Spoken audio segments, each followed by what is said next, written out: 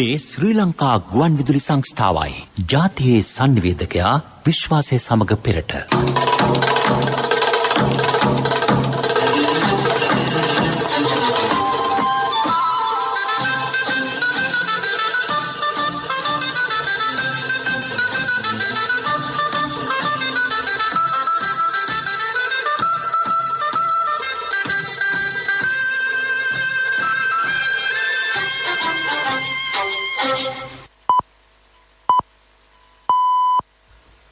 දොළහයි 45 මේ ශ්‍රී ලංකා ගුවන්විදුලි සංස්ථාවයි. මෙන්න ප්‍රවෘත්ති සංස්කරණය මොහාන් පෙරේරා, ප්‍රකාශය ඥානින්ද පෙරේරා. නිසි අධ්‍යයනයකින් පසු මේගමුවේ සිට පානදුර දක්වා මුහුදු ප්‍රදේශය ධීවරයින්ට විවෘත කරන්නයි අගමැතිගෙන් නිලධාරීන්ට උපදෙස්. රනිල් වික්‍රමසිංහ පාර්ලිමේන්තුවට පැමිණීමෙන් පසු විපක්ෂ නායක දුරයට තරංගයක් ඇතිවන ලකුණු. දකුණු පළාතේ ගොවිහු කාබනික ගොවිතැන සඳහා පෙළ ගැසෙති. කුණ්ඩසාලේ මහමෙවුනා අසපු ඉදිකළ කොවිඩ් අතරමැදි ප්‍රතිකාර මධ්‍යස්ථානය ජනතා අයිතියට. දිස්ත්‍රික්ක 7ක ජල සැපයුම දියුණු කිරීමට ලෝක බැංකුවෙන් ආධාර. කොළඹින් බැහැර රෝහල් 15කට ඔක්සිජන් නිෂ්පාදනාගාර. සංචරණ සීමා නිසා ශ්‍රී ලංකා දුම්රිය සේවයට රුපියල් මිලියන 460ක පාඩුවක්. ගෙවුණු මාස 6දී අලි මිනිස් ගැටුමෙන් මිනිස් ජීවිත 55ක් සහ වල්නලි 158ක් රටට අහිමි වෙයි. දෛනික දේශීය ටින් මාළු නිෂ්පාදනය ටින් 2,25,000ක් දක්වා වැඩි කිරීමට පියවර. අකුණුවලට ගොදුරු වී බංග්ලාදේශයේ පුද්ගලයින් 177 දෙනෙකු මරුට.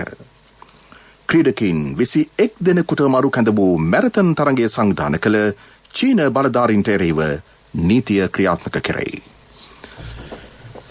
මේ ප්‍රවෘත්ති ප්‍රකාශය ශ්‍රී ලංකා ගුවන්විදුලි සංස්ථාවෙන්. අනතුරට පත් නෞකාවේ බලපෑම හේතුවෙන් මේ දක්වා දීවර කටයුතු වල යෙදීමට නොහැකි වී සිටින මේගමුවේ සිට පාන්දුර දක්වා දීවරයින්ට නිසි අධ්‍යයනයකින් පසු එම මුහුදු ප්‍රදේශය කඩිනමින් විවෘත කරන්නයි අගමැති මහින්ද රාජපක්ෂ මහතා නිලධාරීන්ට උපදෙස් දෙයි. නෞකාව පිළිබඳව ඊයේ පසුරුවේ අරලියගහ මන්දිරයේ සාකච්ඡාවක් පැවැත්විනි. මින් සිදුව ඇති හානිය පූර්ණ වශයෙන් තක්සේරු කිරීමත්, අදාළ නෞකා සමාගමෙන් වන්දි ලබා ගැනීමත්, නෞකාව එම ස්ථානයෙන් ඉවත් කිරීමටත් නෛතික ක්‍රියාමාර්ග කඩිනම් කරන ලෙසද අගමැතිවරයා කීවේය. අදාළ නීතිමය කටයුතු නීතිපති දෙපාර්තමේන්තුවේ ප්‍රධානත්වයෙන් සිදුවිය යුතුය.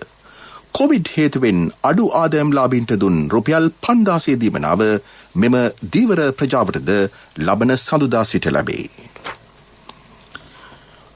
රනිල් වික්‍රමසිංහ මහතා පාර්ලිමේන්තු මන්ත්‍රීවරයෙකු ලෙස යලි පාර්ලිමේන්තුවට පැමිණීමට ගත් තීරණයත් සමගම විපක්ෂය බෙදී යාමේ තත්ත්වයක් නිර්මාණය වී ඇතැයි ඇමති මහින්ද අමරවීර මහතා පවසයි. විපක්ෂ නායක සජිත් ප්‍රේමදාස මහතාට සහාය පළ කිරීමේ යෝජනාවක් හදිසියේ ගෙනීම තුළින් ඒ බව පෙන්නුම් කෙරේ. තමන්ට සමාජිකයින් සම්බන්ධව විශ්වාසයක් ඇතනම් සහාය පළ කිරීමේ හෝ විශ්වාසය පළ කිරීමේ යෝජනා අවශ්‍ය නොවේ. විපක්ෂ නායකයා ලෙස ප්‍රේමදාස මහතා මාස කිහිපයක සිට ක්‍රියා කරමින් සිටි. ඒත් හදිසියේ මෙවැනි යෝජනාවක් සම්මත කර ගැනීමෙන් පෙනී යන්නේ ඔහුට ඇති කිසියම් අවිශ්වාසයක හැඟීමයි ඔහු පෙන්වා දෙයි. විපක්ෂයේ සිටින සියලු දෙනා මීට පෙර රනිල් වික්‍රමසිංහ මහතාගේ නායකත්වය යටතේ සිටි අයයි. එබැවින් විපක්ෂයේ බහුතරයක් වික්‍රමසිංහ මහතාට සහාය පළ කළහොත් විපක්ෂ නායකකම ඔහුට ලැබේ. වර්තමානයේදී විපක්ෂය සිටින්නේ ශක්තිමත් පිරිසක් නොවේ. එබැවින් විපක්ෂ නායකයා ලෙස කවුරු ක්‍රියා කළත් රජයට එය ගැටලුවක් නොවේ. රජයට 3/2ක බලයක් ඇත. බලය වෙනුවෙන් පාටලී චම්පික රණවක වැනි මන්ත්‍රීවරුන් තවදුරටත් විපක්ෂ නායකත්වය වෙනස් කිරීම සඳහා කුමන්ත්‍රණ සිදු කරනු ඇතැයි දේශපාලන විශ්ලේෂකයෝ කියති. අතීතයේදී මෙරටට ආනයනය කළ රසායනික පොහොරවල නිසි ප්‍රමිතියක් නොවූ බව කොළඹ දිස්ත්‍රික් කෘෂිකර්මාධ්‍යක්ෂ මංජුල නාගහවත්ත මහතා පවසයි. එහි බැරලෝහ ප්‍රමාණය අධිකය. කාබනික පොහොර භාවිතය සඳහා රජයගත් තීරණය ඉතා වැදගත්ය. කාබනික පොහොර ලෙස හැඳින්වෙන්නේ කොම්පෝස්ට් පොහොර පමණක් නොවේ. ජලාශවල ඇති ආක්‍රමණික ශාක, කෙසෙල් ගසේ කොටස් කාබනික පොහොර නිෂ්පාදනයට එක් කරගත හැකිය. අස්වනු වැඩි කර ගැනීම සඳහා ගොවින් නව තාක්ෂණය සමග මීට වඩා සම්බන්ධ විය යුතුයයිද ඔහු කියා සිටී. දකුණු පළාතේ කාබනික ගොවිතැන ප්‍රවර්ධනයට විශේෂ වැඩපිළිවෙලක් දැන් ක්‍රියාත්මකයි. ගාල්ල ලබුදු ප්‍රදේශයේ ආදර්ශ වීවගාවක් දැන් ආරම්භ කර ඇත. හම්බන්තොට දිස්ත්‍රික්කයේ වැඩි ගොවිබිම් ප්‍රමාණයක් එළවලු සහ පළතුරු වගාවට කාබනික පොහොර යොදාගනී. කාබනික පොහොර පමණක් යොදු නිෂ්පාදනවල මිල ගණන් තරමක් ඉහළ බව කෘෂිකර්ම දෙපාර්තමේන්තුව කියයි. සහල් කිලෝවක මිල රුපියල් 200ත් 350ත් අතර වේ. ගාල්ල දිස්ත්‍රික්කයේ කුඹුරු හෙක්ටයාර් 1000කට වැඩි ප්‍රමාණයක් කාබනික පොහොර පමණක් යොදා වගා කිරීමට තීරණය කර ඇත. ප්‍රාදේශීය ලේකම් කොට්ටාශ මට්ටමින් කාබනික වගාව පිළිබඳ දැනුවත් කිරීමේ වැඩසටහනක්ද දැන් ක්‍රියාත්මක බව දකුණු පළාත් කෘෂිකර්ම දෙපාර්තමේන්තුව සඳහන් කරයි. මේ අතර සෑම දීමනාවක්ම හෝ පහසුකමක්ම රජයෙන් බලාපොරොත්තු නොවී සුළු වශයෙන් හෝ අවශ්‍ය දේ තමන් විසින් සපයා ගැනීමට ගොවින් උත්සාහ කළ යුතුයයි මාකදුරේ තිරසර කෘෂිකර්ම සංවර්ධන ඒකකයේ සහකාර අධ්‍යක්ෂ ප්‍රදීප් රණසිංහ මහතා පවසයි. ඉදිරි මහා කන්නේ සිට එම ආකල්පමය වෙනස ඇති කර ගැනීම වැදගත් වේ. ජාතික ගුවන්විදුලියේ වැඩසටහනක් සමග එක්වෙමින් ඔහු මේ බව කීවේය. මෙරට දිස්ත්‍රික්ක 7ක ජල සැපයුම සනීප ආරක්ෂාව සහ ඒ ආශ්‍රිත සේවා පුළුල් කිරීමට ලෝක බැංකුව ඩොලර් මිලියන 40ක් අනුමත කරයි. බස්නාහිර දකුණ සහ වයඹ පළාත්වල මෙම පහසුකම් දියුණු කිරීමට මෙම මුදල් වැය කරේ. ඉදිරි වසර 4 තුළ සැමට ජලය රජයේ පානීය ජල ව්‍යාපෘතිය ක්‍රියාත්මක කිරීම සඳහා මෙම මුදල් ලැබේ. ලෝක බැංකුව 1998 සිට මෙරට ග්‍රාමීය වතු හා නාගරික ප්‍රදේශවලට පිරිසිදු පානීය ජලය හා සනීපාරක්ෂක පහසුකම් ලබා දීම වෙනුවෙන් අරමුදල් සපයයි. මේ ප්‍රවෘත්ති ප්‍රකාශය ශ්‍රී ලංකා ගුවන්විදුලි සංස්ථාවෙන්. මහජන බැංකුවේ People's Pay mobile payment app එකෙන් ලංකා QR කෝඩ් එක ස්කෑන් කර ගෙවීම් කරන්න.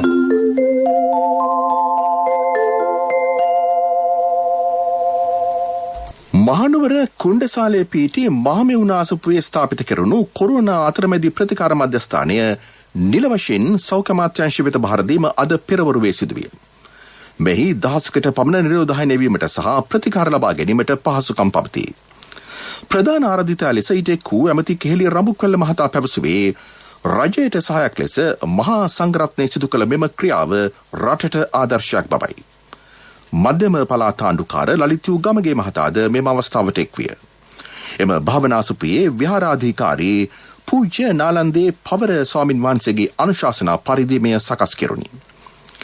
මේ අතර ඇමරිකාවේ චිකාගෝහි සිටින ශ්‍රී ලාංකික විද්වත් පිරිසක් ලබා දුන් ආධාරවලින් මිලදීගත් විශේෂ ඔක්සිජන් ප්‍රතිකාර උපකරණ දෙකක් අද මහනුවර ජාතික රෝහල වෙත පරිත්‍යාග කෙරුණි. එම උපකරණ රෝහලේ විශේෂිත කොරෝනා මර්ධන එකක සඳහා යොදා ගැනී. ඇමරිකාවේ චිකාගෝ බෞද්ධ විහාරයේ පූජ්‍ය කොස්වත්තේ සුමන වංශ ස්වාමින් වහන්සේ ප්‍රමුඛ එම ප්‍රදේශයේ ජීවත් වන ශ්‍රී ලාංකිකයින් දින දෙකක් තුලදී එකතු කළ රුපියල් ලක්ෂ 26කට වැඩි මුදලක් මෙම උපකරණ සඳහා වැය කර තිබේ. මීට සමගාමීව රුපියල් ලක්ෂ 4ක් පමණ වැය කොට ලබාගත් උපකරණ තොගයක් ගාල්ල බද්දේකම රෝහල වෙත පිරිනැමීමටද නියමිතයි. ඊයේ වන විට සයිනෝෆාම් කොවිඩ් එන්නතේ පළමු මාත්‍රාව 12,09,276 දෙනෙකුට ලබා දී තිබුණි. ඊයේ 42,569 දෙනෙකුට එහි පළමු මාත්‍රාව ලබා දුන් අතර තවත් 45,580 දෙනෙකුට දෙවන මාත්‍රාවද ලබා දුන්නේ. ඒ අනුව සයිනෝෆාම් දෙවන මාත්‍රාව ලබාගත් මුළු සංඛ්‍යාව 78,025කි. කොවිෂීල්ඩ් එන්නතේ පළමු මාත්‍රාව 9,25,242 දෙනෙකුට දී තිබේ. 3,55,177 දෙනෙකුට එහි දෙවන මාත්‍රාව ලබා දී ඇත. ස්පුට්නික් V පළමු මාත්‍රාව ලබාගන්නේ සංඛ්‍යාව 65,000කට ආසන්නය. තොග වෙළඳාම සඳහා පමණක් සියලු ආර්ථික මධ්‍යස්ථාන අද විවෘත කරේ. ජංගම වෙළඳාම සිදු කරන වෙළඳුන්ට සහ අත්‍යවශ්‍ය සේවා රාජකාරිවල දෙන පිරිස්වලට හෙට බස්නාහිර පළාතේ සියලු ආර්ථික මධ්‍යස්ථාන විවෘත කරේ. වර්තමානයේදී ලාභය පමණක් නොසිතා ගොවීන්ට සාධාරණයක් කිරීම වෙනුවෙන් ව්‍යාපාර කටයුතු සිදු කරන බව දඹුල්ල ආර්ථික මධ්‍යස්ථානයේ කළමනාකාරීත්වය සඳහන් කරයි. දින ගණන් ආර්ථික මධ්‍යස්ථාන වසා දැමීම ව්‍යාපාරවලට ගැටලුකාරීය. බොහෝ එළවලු මිල ගණන් ඉහළ මට්ටමක පවතින බව තමුත්තේගම ආර්ථික මධ්‍යස්ථානයේ පාලනාධිකාරිය කියා සිටී. කෙසේ වුවත් ඉදිරියේදී එළවලු මිල ගණන් වල අඩුවීමක්ද පෙන්නුම් කරයි. පිපිඤ්ඤා කැකිරි වට්ටක්කා තොග මිල ගණන් ඉතා අඩුය. එමෙන්ම නුවරඑළිය ප්‍රදේශයෙන් ලැබෙන එළවලු තොග මිල ගණන්ද ඉතා අඩු මට්ටමක පවතී. කෙසේ වුවත් මැණින් වෙළඳපොලේ මිල ගණන් තරමක ඉහළාගයක පැවතුණි. ගොවියාට මෙම ඉහළ මිල ගණන් හොඳ ආදායමක් වුවත් පාරිභෝගිකයාට මේ මොහොතේ එය දරා ගැනීම අපහසු බව මැණින් වෙළඳපොළ සංගමේ හිටපු සභාපති ලාල් හෙට්ටිගේ මහතා පවසයි. එමෙන්ම ජංගම වෙළඳුන්ට වැඩි මිලට එළවලු අලෙවි කරන ආකාරයක් දක්නට ලැබේ. දිවයිනේ රෝහල් 15ක ඔක්සිජන් නිෂ්පාදනාගාර පිහිටුවීමට තීරණය කර ඇතැයි සෞඛ්‍ය අමාත්‍යාංශයේ ප්‍රාථමික සෞඛ්‍ය සේවා පද්ධති සවිබල ගැනීමේ ව්‍යාපෘති අධ්‍යක්ෂ වෛද්‍ය ජයසුන්දර බණ්ඩාර මහතා පවසයි. එය කඩිනම් ව්‍යාපෘතියක් ලෙස ක්‍රියාත්මක කෙරේ. මේ සඳහා රුපියල් බිලියන 1300ක් වැය කිරීමට නියමිතයි. ලෝක බැංකුවේ සහ ආසියානු සංවර්ධන බැංකුවේ ණය ආධාර යටතේ වැඩපිළිවෙල ක්‍රියාත්මක කෙරේ. ඔක්සිජන් සිලින්ඩර කොළඹ සිට ප්‍රවාහනය කිරීම වෙනුවට දුරබැහැර ප්‍රදේශවල රෝහල් කේන්ද්‍ර කරගනිමින් මෙම නිෂ්පාදනාගාර ඇති කිරීම ඵලදායී බව පෙනී ගොස් ඇත. ඒ අනුව තෙල්දෙනිය, රෙකිල්ලගස්කඩ, හම්බන්තොට, බදුල්ල, පුත්තලම, කුරුණෑගල ඇතුළු බස්නාහිර පළාතෙන් පිට රෝහල්වල මෙම නිෂ්පාදනාගාර පිහිටුවේ. සංචරණ සීමා හේතුවෙන් ශ්‍රී ලංකා දුම්රිය දෙපාර්තමේන්තුවට ගෙවුණු දින 21දී අලාභය රුපියල් බිලියන 460ක් බව දුම්රිය සාමාන්‍ය අධිකාරී WADS ගුණසිංහ මහතා පවසයි. දිනකදී දුම්රිය ආදායම රුපියල් බිලියන 20කට වැඩිය. අලාභ මැදේ වත් සේවකයන්ගේ වැටුප් ගෙවීම ඇතුළු අනෙකුත් සුබ සාධන සිදු කරන බවද ඔහු කීවේය. මේ වසරේ ගෙවුණු මාස 6දී අලි මිනිස් ගැටුම හේතුවෙන් ජීවිත අහිමි වූ වල්ලලි සංඛ්‍යාව 158කි. එම කාලය තුලදී අහිමි වූ මිනිස් ජීවිත සංඛ්‍යාව 55කි. මියගිය වල්ලලින්ගෙන් 36 දෙනෙකු මිය යාමට හේතුව විදුලි සැර වැදීමයි. තවත් 28 දෙනෙකු හක්කපටස් වැදීම නිසාත් 15 දෙනෙකු වෙඩි තැබීම නිසාත් 45 දෙනෙකු නොදන්නා හේතුන් මතත් මිය ගොස් තිබේ. ඉකුත් ජනවාරි 1 වෙනිදා සිට මේ දක්වා අලි මිනිස් ගැටුමේ හානි පිළිබඳ අමාත්‍ය සී.බී. රත්නායක මහතා වනජීවි දෙපාර්තමේන්තුවෙන් වාර්තාවක් කැඳවනු ලැබිය. එහි මෙම තොරතුරු ඇතුළත් වේ. අහිමි වූ මිනිස් ජීවිත වැඩි සංඛ්‍යාවක් නැගෙනහිර වනජීවි කලාපයෙන්, අනුරාධපුර කලාපයෙන් සහ පොළොන්නරුව කලාපයෙන් වාර්තා වේ. මෙම තත්ත්වය පාලනය කිරීමට පොලිස් විශේෂ කාර්ය බළකාය සහ ත්‍රිවිධ හමුදාවේ සහාය ලබා ගන්නයි ඇමති සී.බී. රත්නායක මහතා වනජීවි අධ්‍යක්ෂ ජෙනරාල් වෙත උපදෙස් දී ඇත. ප්‍රමුඛ පුවත මීලක්. මොබයිල් ෆෝන් තියෙන මේ කාලෙ කවුරුත් මෙහෙම හොටෙල් හොයන්නේ නැහැ නේද? ඉතින් ඇයි People's Pay app එක තියෙන මේ කාලෙ කෑෂ් වලින් ගෙවන්නේ? මහජන බැංකුවේ People's Pay mobile payment app එකෙන් ලංකා QR කෝඩ් එක ස්කෑන් කර ගෙවීම් කරන්න. ප්‍රමුඛ පුවත ඔබ වෙත ගෙනෙන්නේ සෑම ගෙදරකම සිටිය යුතු වෙද මහත්මයා සිද්ධාලේප. නිරෝධායනයට සම්බන්ධ නීති ලබන 21 වෙනිදා දක්වා ක්‍රියාත්මක බව පොලිස් මාධ්‍ය ප්‍රකාශක නියෝජ්‍ය පොලිස්පති අජිත් රෝහණ මහතා පවසයි. ගෙවුණු පැය 24දී එම නීති උල්ලංඝනය කළ 1000කට වැඩි පිරිසක් අත්අඩංගුවට ගෙන තිබේ. ඉදිරි සතියේද මීට අදාළව පුළුල් මෙහෙයුම් ක්‍රියාත්මක කෙරේ. මේ අතර ඊයේ තවත් කොවිඩ් මරණ 62ක් වාර්තා විය. මෙවන විට කොවිඩ් මරණ සංඛ්‍යාව 2073කි. ප්‍රමුඛ පුවත ඔබ වෙත ගෙන ආවේ සෑම ගෙදරකම සිටිය යුතු වෙද මහත්මයා සිද්ධාලේප. ශක්ති හඬ අවධානය පිණිසයි. සංචරණ සීමා කාලයේදී බොහෝ දෙනා භාණ්ඩ මිලදී ගැනීමට අන්තර්ජාලය උපයෝගී කරගනී. කෙසේ වුවත් එලෙසින් කරන වෙළඳාමේදී පාරිභෝගිකයා ගසා කන ජාවාරමක්ද ඉක්ුද්දා හෙළි කර ගැනීමට පාරිභෝගික කටයුතු අධිකාරිය සමත් විය. එහිදී අතරමැදි භාණ්ඩ ප්‍රවාහනය කරන පුද්ගලයින් භාණ්ඩ මිලදී ගන්නා ව්‍යාපාර ආයතන ලබාගත් බිල වෙනුවට වෙනත් බිල් සකස් කර පාරිභෝගිකයාට ලබා දී තිබේ. භාණ්ඩ ප්‍රවාහනය කරන ප්‍රසිද්ධ කුලිරත සේවාවක රියදුරන් මෙම ජාවාරම කළ බවට හඳුනා ගැනුණි. ඇතැම් භාණ්ඩවල බරද වෙනස්ය. මෙම ජාවාරම්කරුවන් කොටු කර ගැනීමට අධිකාරිය අඛණ්ඩව මෙහෙයුම් සිදු කරයි. එබැවින් පාරිභෝගික ජනතාව තමන්ට එවැනි වංචාවකට හසු වී ඇති බව හැඟී ගියහොත් 19.77 අංකයට දැනුම් දිය හැක. ලෝක ප්‍රවෘත්ති ගොවිතැන පුළුල් කිරීම පතල් කැනීම සහ දැව සඳහා ගස් කැපීම හේතුවෙන් ගානා රාජ්‍යයේ වනගහනය විශාල ලෙස අඩු වී තිබේ. එම නිසා පැල 5 ලක්ෂයක් අලුතින් සිටුවීමේ වැඩපිළිවෙලක් ඊයේ එරට ආරම්භුණි. රන් කැනීම සඳහා කරන පතල් හේතුවෙන් එරට වන ආවරණය 90% පැවති ප්‍රමාණයට වඩා 5න් 1ක් අඩු වී තිබේ. මෙම වැඩපිළිවෙල ආරම්භමින් එරට ජනාධිපති අකුෆෝ අඩෝ මහතා ලිග්නම් විටා නැමැති පැලය රෝපණය කළේය. ඖෂධීය මෙන්ම දැව වශයෙන් ප්‍රයෝජනයට ගන්නා එම ශාකය අප්‍රිකාවේ ජීවන වෘක්ෂය ලෙස හැඳින්වේ. වසර 2024 වන විට කෝටි 10ක පැල සිටීම ගානාවේ අපේක්ෂාවයි. එක්සත් ජාතීන්ගේ ආරක්ෂක මණ්ඩලයේ ස්ථිර නොවන සමාජිකත්වයේ සඳහා ඇල්බේනියාවේ බ්‍රසීලය ගැබෝන් ගානාව සහ එක්සත් අරාබි එමිරාජ්‍යය තේරීපත් වෙයි. ඔවුන්ගේ කාල සීමාව ලබන වසරේ ජනවාරි 1 වෙනිදා සිට ආරම්භ වෙයි. එම තේරීපත් වීමට කිසිදු රටක් විරුද්ධත්වය පළ නොකළේය. ගෙවුණු මාස 4දී අකුණු ගැසීම් හේතුවෙන් බංග්ලාදේශයේ පුද්ගලයන් 177 දෙනෙකු මිය ගොස් ඇතැයි එරට ආපදා කළමනාකරණ ඒකකය කියයි. තවත් 47 දෙනෙකු දැඩි පිළිසුම් තුවාල ලබා ඇත. මියගේ 122 දෙනෙකු ගොවීන්ය. එමෙන්ම මේ මාස මුල් සතියේ මෙම මරණ වලින් 65ක්ම සිදු වී තිබේ. ඇමරිකානු ජනාධිපති ජෝ බයිඩන් සහ ජර්මනු චාන්සලර් ඇන්ජෙලා මර්කල් ලබන මාස 15 වෙනිදා ඇමරිකාවේ ධවල මන්දිරයේදී සාකච්ඡාවකට එක්වෙති. ගැඹුරු ද්විපාර්ශ්වික සාකච්ඡා තහවුරු කර ගැනීම මෙහි අරමුණයි. එංගලන්තයේ පැවති G7 සමුළුවේදී මේ බව නිවේදනය කළේය. හිටපු ඇමරිකානු ජනාධිපති ඩොනල්ඩ් ට්‍රම්ප් මහතාගේ දුර කාලයේදී ඉදිරියට අතර සබඳතාවල යම් පාළුදුවීමක් පෙන්නුම් කෙරුණේ. පිරසර සංවර්ධනයක පුවත් සම්පින්ඩනය සංවර්ධන පුවත්.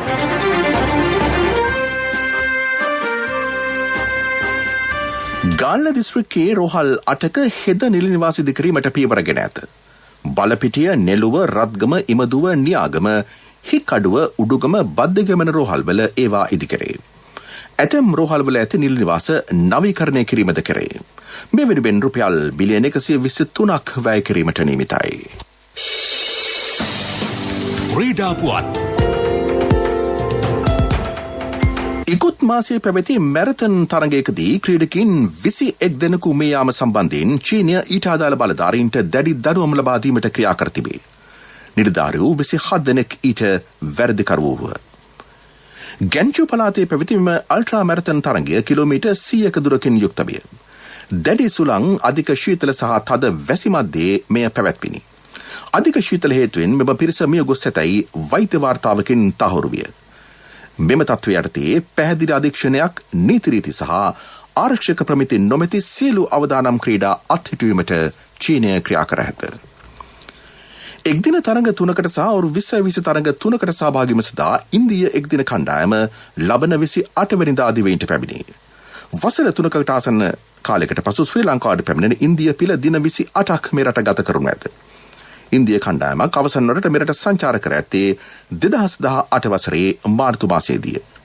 මෙම තරඟාවලියේ සියලු තරඟ ආර් ප්‍රේමදාස ජාත්‍යන්තර ක්‍රීඩාංගණයේදී පැවැත්වේ. ඕර් 20 සියලු තරඟ රාත්‍රී තරඟ වන අතර එක් දින තරඟ සියල්ලම දිවා රාත්‍රී තරඟ වෙයි. ව්‍යාපාරික පුවත් ඔබ වෙත ගෙන එන්නේ EMV තාක්ෂණය සහිත NSB ATM කාඩ් පත ජූනි 30 වෙනිදා දක්වා නොමිලේ. වැඩි විස්තර 0112 379යි 379 දුරකථන අංකයෙන් හෝ ළඟ වෙති ශාඛාවෙන් විමසන්න. දේශීය ටින්මාලු නිෂ්පාදන සමාගම් සමග සාකච්ඡා කර වෙළඳපොලේ ටින්මාලු අවශ්‍යතාව සම්පූර්ණ කරන බව දීවර රාජ්‍ය අමාත්‍ය කාංචන විජේසේකර මහතා කියයි. මීට මාස කිහිපයකට පෙර දේශීය වස්තු නිෂ්පාදනය වූයේ මාළු ටින් 65000ක් පමණි. පසුගිය මාස කිහිපයේදී නිෂ්පාදකින් දිරිගැන්වීමට කළ පහසුකම් නිසා මෙවන විට මාළු ටින් 2,25,000ක් පමණ නිෂ්පාදනය කිරීමේ හැකියාවක් පවතී. ඉදිරි මාස 6දී තවත් කර්මාන්තශාලා 2ක්ද මේ සඳහා ඉදිරිපත් වනු ඇත. එවිට දෛනිකව ටින් 3,50,000ක් නිෂ්පාදනය කළ හැකි වෙයි. ව්‍යාපාරික පුවත් ඔබ වෙත ගෙන ආවේ දැන් වඩාත් සුරක්ෂිත අකණ්ඩ සේවයක් සපයමින් බැංකු කටයුතු තවත් පහසු කරන EMV තාක්ෂණය සහිත NSB ATM කාඩ් පත ජූනි 30 වෙනිදා දක්වා නොමිලේ. වඩාත් කාර්යක්ෂම NSB ඔන්ලයින් බැංකු සේවාවෙන් ඔබ කොතැනක සිටියත් නොමිලේම ඔබේ බැංකු කටයුතු එසැනින්. වැඩි විස්තර 0112 379යි 379 දුරකථන අංකයෙන් හෝ ළඟම ඇති ශාඛාවෙන් විමසන්න. කොන්දේසි අදාළ වේ. NSB ශ්‍රී ලංකාවේ සුරක්ෂිතම බැංකුව. ආර්ථික පුවත් ආවරණය ඔබේ ඕනම අවශ්‍යතාවයකට සුදුසු මූල්‍ය විසඳුම් දෙන එන අය දියුණු වෙන අය එන LOLC සමූහය එන්න දියුණු වෙන්න. ග්‍රාම නිලධාරී කොට්ටාශ මට්ටමින් සත්පාලන විභාග ප්‍රතික්‍රියාවට නැංවීමේ වැඩපිළිවෙල ගාල්ල දිස්ත්‍රික්කයේ ආරම්භ කර ඇත. ආර්ථික පුනර්ජීවන හා දරිද්‍රතාව තුරන් කිරීම සඳහා වන ජනාධිපති කාර්යසාධක බලකායේ මෙහෙවීමෙන් එය ක්‍රියාවට නැංවී. දිස්ත්‍රික්කයේ හඳුනාගත් පවුල්වලට මසක් වයසෙති කිකිලි පැටවුන් 10 දෙනා බැගින් ලබා දීම ඉක්ුත්දා ආරම්භණි. නිවෙස් 5ක් එක්කොට කුකුළු පාලන ගෘහයක් පිහිටුවේ. නිෂ්පාදනය කරන බිත්තර සඳහා අලුයු පාසුකම් ලබා දීමටද දිස්ත්‍රික් ලේකම් කාර්යාලය වැඩපිළිවෙලක් සකස් කර ඇත. ආර්ථික පුවත් ආවරණය අයියෝ ආද අප්පා මේ යන්නේ නෑනේ මේ ඔය වසන්තයි යන්නේ ඇයි මල්ලි මොකද හදිස්සිය නෑ ඉතින් සල්ලි තමයි හදිස්සිය ඇත්තද හැබැයි සල්ලි හදිස්සි වුණාට මල්ලි හදිස්සි වෙන්න එපා ඕනම LOLC ෆයිනෑන්ස් ශාඛාවක ත්‍රිවිලර් එකේ පොත තියලා එවලේම සල්ලි ගන්න LOLC ෆයිනෑන්ස් වීල් පොතට කෑෂ් වීල් පොතට ඉවිලෙම කෑෂ් අතට.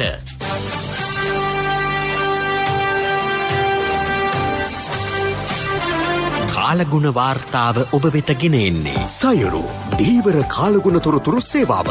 ඔබගේ ප්‍රදේශයට අදාළ කාලගුණ තොරතුරු නොමිලේ එසැනින් ඔබේ ඩයලොග් දුරකථනයට 828 අමතා ලියාපදිංචි වන්න. දීවර හා ජලජ සම්පත් දෙපාර්තමේන්තුව සහ කාලගුණ විද්‍යා දෙපාර්තමේන්තුවේ ඉදිරිපත් කිරීමකි. සයුරු සමග සුරැකීම. සබරගමුව පළාතේත් ගාල්ල මාතර නුවරඑළිය හා මහනුවර දිස්ත්‍රික්කවලටත් මිලිමීටර් 75 ඉක්ම වූ තද වැසි ඇතිවිය හැකිය. බස්නාහිර හා වයඹ පළාත්වලටද වැසි ඇතිවිය හැකිය. සුළඟේ වේගයද ඇතැම් ස්ථානවල ඉහළ යයි.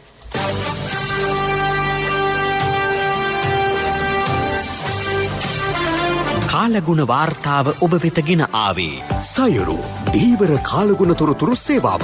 ඔබගේ ප්‍රදේශයට අදාළ කාලගුණ තොරතුරු නොමිලේ එසැනින් ඔබේ ඩයලොග් දුරකථනයට 828 අමතා ලියාපදිංචි වන්න.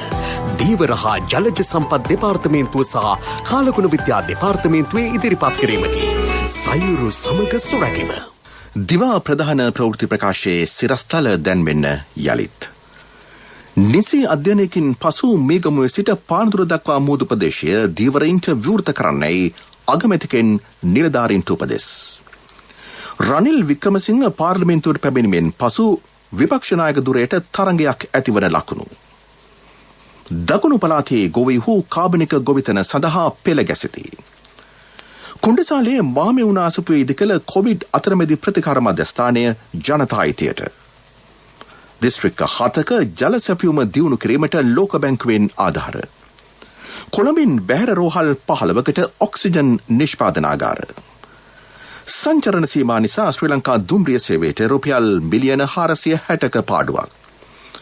ගෙවුණු මාස 6දී අලි මිනිස් ගැටුමෙන් මිනිස් ජීවිත 55ක් සහ වල්ලලි 158 දෙනෙක් රටට අහිමි වෙයි. දෛනික දේශීය ටින් මාළු නිෂ්පාදනය ටින් 2,25,000ක් දක්වා වැඩි කිරීමට පියවර. අකුණුවලට ගොදුරු වී බංග්ලාදේශයේ පුද්ගලයන් 177 දෙනෙකු මරුට. ක්‍රීඩකින් 21 දෙනෙකුට මර කැඳ වූ මැරතන් තරගය සංවිධානය කළ චීන බලධාරීන්ට එරෙහිව නීතිය ක්‍රියාත්මක කරේ. දිවා ප්‍රධාන ප්‍රවෘත්තියින් සමාප්තයි. අපගේ මෙම ප්‍රවෘත්ති ප්‍රකාශය www.slbc.lk වෙබ් අඩවිය ඔස්සේද ඔබට සවන් දිය හැකියි. අපගේ මීළඟ ප්‍රධාන ප්‍රවෘත්ති ප්‍රකාශය සවස 6ට.